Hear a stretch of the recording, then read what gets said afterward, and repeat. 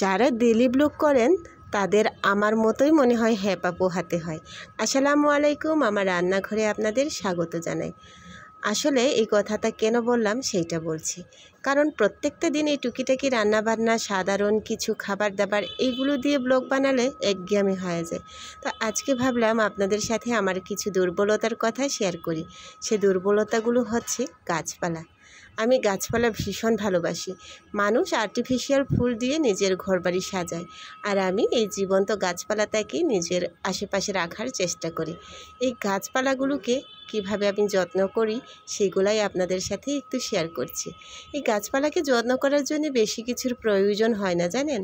টুকিটাকি আপনি ভাতের চাল ধোয়া পানি, ডাল ধোয়া পানি, তারপরে সকাল বিকাল এভাবে পানি স্প্রে করে দিলে এইগুলো এত সতেজ থাকে যা আপনার মন ভরিয়ে দিবে। ঘরের ভিতরেও আমি এই প্ল্যান্টগুলো রাখি, দেখেন ঘরের ভিতরেও কত সতেজ গাছগুলো। এগুলোকে মাঝে মাঝে কখনো কখনো বাইরে বের করি, আবার কখনো ঘরের মধ্যেই রেখে দিই। আমার রান্নাঘরে দেখবেন, আমার ডাইনিং টেবিলে দেখবেন, আমার ড্রয়িং রুমে দেখবেন, সবখানে এই জীবন্ত গাছ। আর্টিফিশিয়াল ফুলের চাইতে এই জীবন্ত গাছগুলো রাখতেই আমি বেশি স্বাচ্ছন্দ্য বোধ করি। এত চোখে শান্তি লাগে, সকালবেলা ঘুম থেকে উঠে যখন এগুলোর দিকে চোখ ভুলাই তখন আমার মনটাই ভীষণ ভালো হয়ে যায়। তো এই গাছগুলোকে আমি একটু পানি দিয়ে, একটু চালের পানি, ডালের পানি দিয়েই যত্ন করি, আর এতেই এগুলো এত সুন্দর ফ্রেশ থাকে। সবগুলো তো আসলে যত্নের উপরে নির্ভর করে, যতটুকু যত্ন করবেন ততটুকু ওরাও আপনাকে সুন্দরতা দিবে। তো এই গাছগুলোর সাথে আমি সকালবেলায় এইভাবেই কাটাই। তো চলুন এবার রান্না বান্না করে ফেলি। সকালবেলা এই যে লাল শাক রান্না করেছিলাম, জানেন লাল শাকটা নিয়ে এসেছি গতকাল রাত্রে, কিন্তু রান্না করার পরে এটা লাল শাক না হয়ে খয়েরি শাক হয়ে গেছে। রান্না করার পরে এর কালারটা খয়েরি আকার ধারণ করেছে। সকালবেলায় এটা নিয়ে হাজবেন্ডের সাথে একটু হাসাহাসি করেছিলাম। ওকে বলছিলাম যে তুমি নিয়ে এসেছো লাল শাক আর হয়ে গেছে খয়েরি শাক। ঢাকা শহরে এর চাইতে ফ্রেশ খাবার কোথায় পাই বলুন। যেটা পাচ্ছি সেটা দিয়েই দিনটা চালিয়ে নিচ্ছি। তো একটু লাল শাক রান্না করেছিলাম, এই যে দেখেন কালারটা। এমনি এমনি কি আর খয়েরি শাক বলেছি বলুন। তারপরে এই হাজব্যান্ডকে খাবার দিয়ে দিয়েছি, উনি তো ভাত খেয়ে অফিসে চলে যান।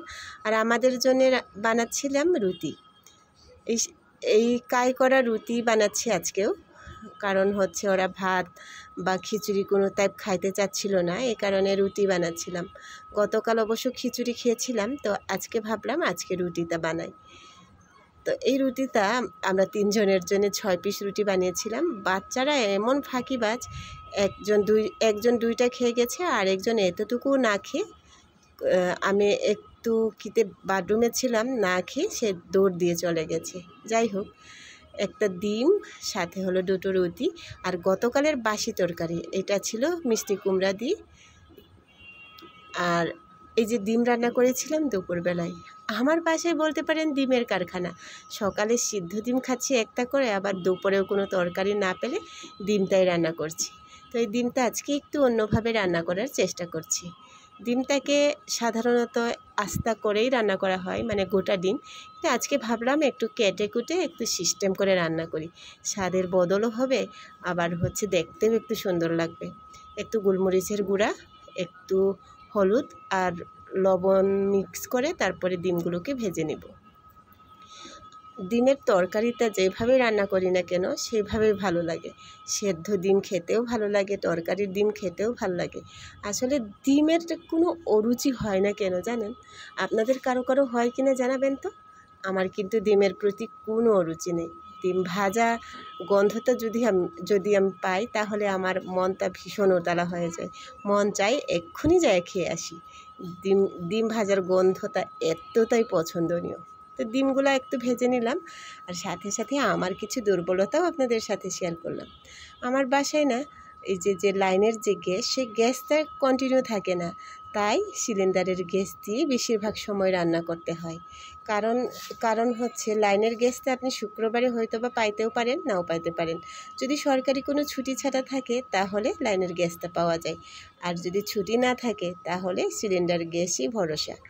তো রান্নাটা দেখলেন তো কীভাবে রান্না করলাম, খুবই সাধারণভাবে এই ডিমের ভুনাটা করছি। সাথে দিচ্ছি ওই যে ম্যাজিক মশলা, যেটা বাসায় বানাই। তো এইভাবেই আমার ডিমটা আজকে রান্না করলাম। দেখতে তো চমৎকার লাগছিল, খাইতেও ভীষণই ভালো লেগেছিল। তো রান্নাটা কমপ্লিট, এটা দিয়ে আজকে আমাদের দুপুরটা চলে যাবে। রাত্রে রান্নাটা দিতে পারলাম না আজকে, আগামীকালকে নিশ্চয়ই শেয়ার করব। তো আজকে এই পর্যন্তই। সবাই ভালো থাকবেন, সুস্থ থাকবেন। কথা হবে নতুন আরেকটা ভিডিওতে। সেই পর্যন্ত আল্লাহ হাফেজ।